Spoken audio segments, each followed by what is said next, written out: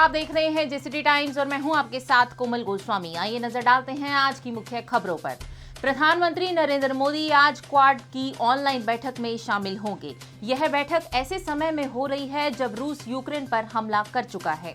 भारत अब तक यूक्रेन रूस युद्ध में तटस्थ रहा है। ऐसे में आज जब अमेरिकी राष्ट्रपति जो बाइडेन और प्रधानमंत्री नरेंद्र मोदी आमने सामने होंगे तो इस पर बात हो सकती है। क्वाड बैठक में जापान और ऑस्ट्रेलिया के प्रधानमंत्री भी शामिल होंगे।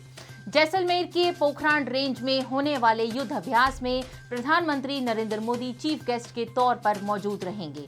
भारतीय वायुसेना के लड़ाकू विमान 7 मार्च को पाकिस्तान से लगी सीमा पर बड़ी मिलिट्री ड्रिल वायु शक्ति युद्ध अभ्यास 2022 करेंगे।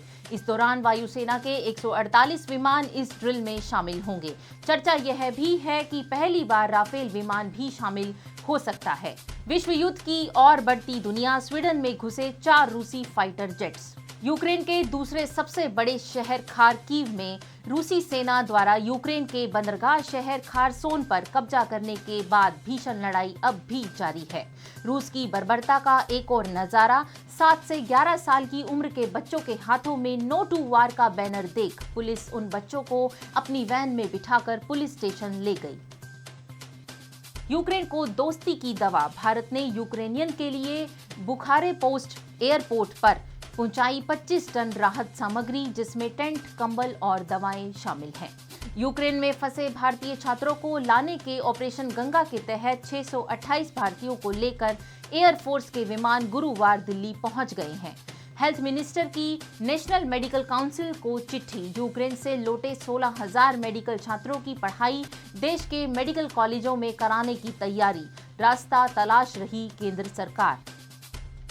पूर्व अमेरिकी राष्ट्रपति डोनाल्ड ट्रंप ने कहा है कि ताइवान पर चीन अगला हमला कर सकता है, क्योंकि रूस यूक्रेन मोर्चे के घटनाक्रम को राष्ट्रपति शी खुशी से देख रहे हैं।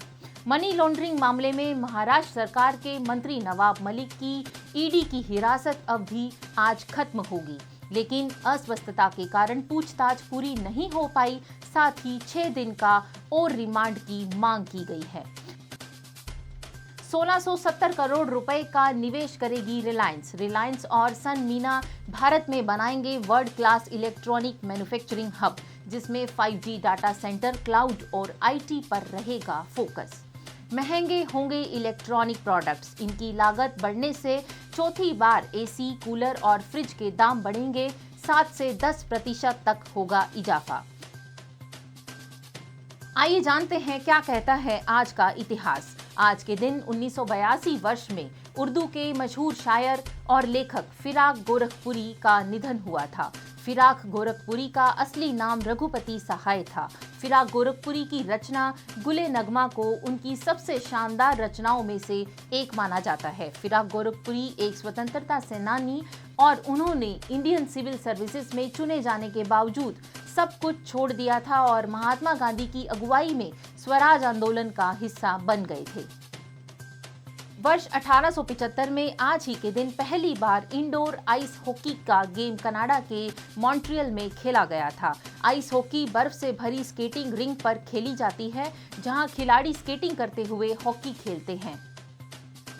फादर ऑफ इंडियन इंडस्ट्री कहे जाने वाले जमशेदजी नुसरवनजी टाटा का जन्म आज के दिन 1839 में हुआ था।